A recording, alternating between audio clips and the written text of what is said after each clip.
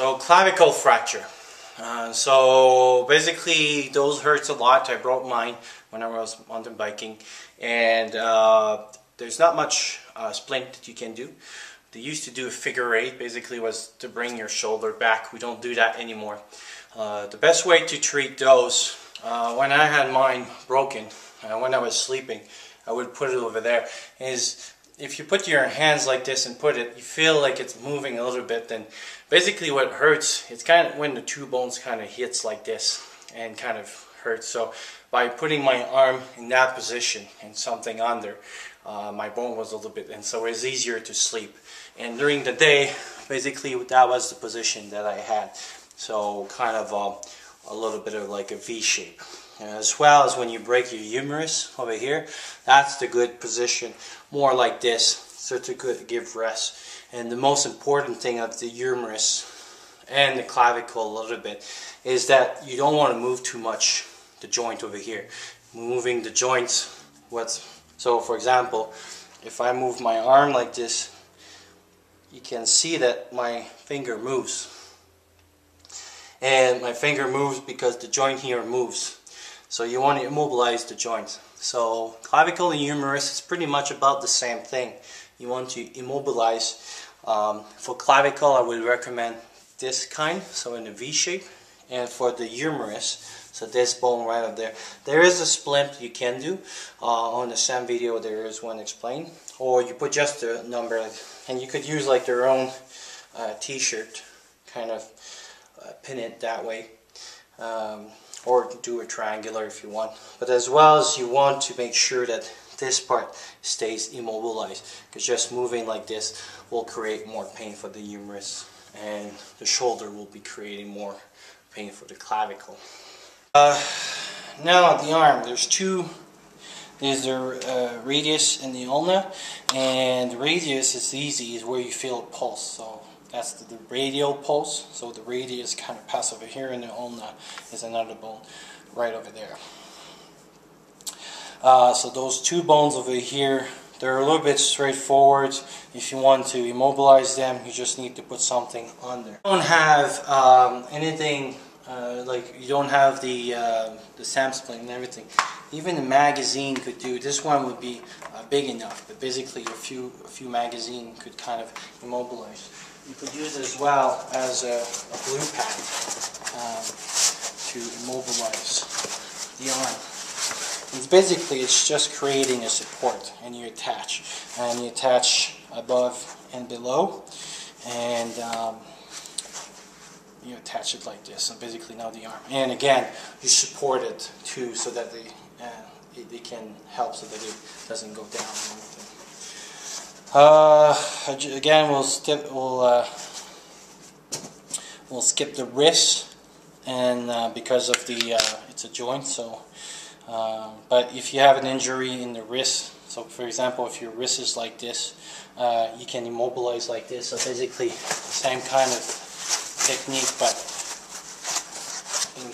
if you're doing basically now this, because your arm will be like this. So now when you put you see like that space, that's what you need to fill out with. So either with a jacket or a pair of socks or something, you just need to support. The hand as well could be broken, and we'll do this. It's pretty much the same thing. If it's a finger, what you can do is called body taping. So if you have a finger, so for example my finger is broken, I'll tape it to another finger, and this is called body taping. Buddy taping. So basically you type two fingers, and now basically I can immobilize my two fingers like this. So you can tape those two right here. So depending where the fracture is, but you attach them, so that way that becomes your splint. another common one, and so for example, if I put my thumb, you know, like if I'm about to fall, it's right over here. It's pretty painful. And this one, what you can do is basically your hands has to make kind of a C like this, and then you have to find a way to do that one. The sim splint is much better.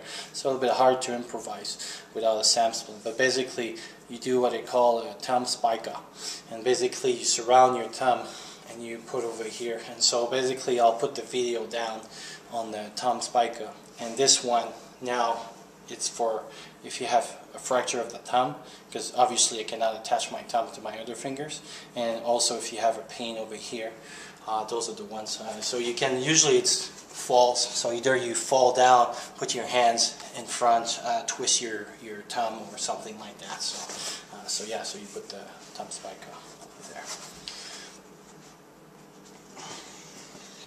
Continuing now, the ribs. The ribs, there's not much you can do. The only important thing with the ribs is that you have to make, there's two different kind of rib fractures. There's simple rib fracture, so basically you go the rib fracture, or what they call a flail chest. What a flail chest is so imagine you have a rib that is broken in two different places, more than 3 ribs in a row. And I'll show a picture. Basically, the best treatment for them would be to wear like a little cushion. Because the people, what happened with the rib fracture is because of the pain, they'll be shallow breathing like this, and because they don't breathe a lot of mucus and everything can accumulate, and it can get complication from that. So basically the best way would be just to create like a little cushion with a jacket or something, but something a little bit more solid than just a jacket. So like blue pad would be kind of pretty good.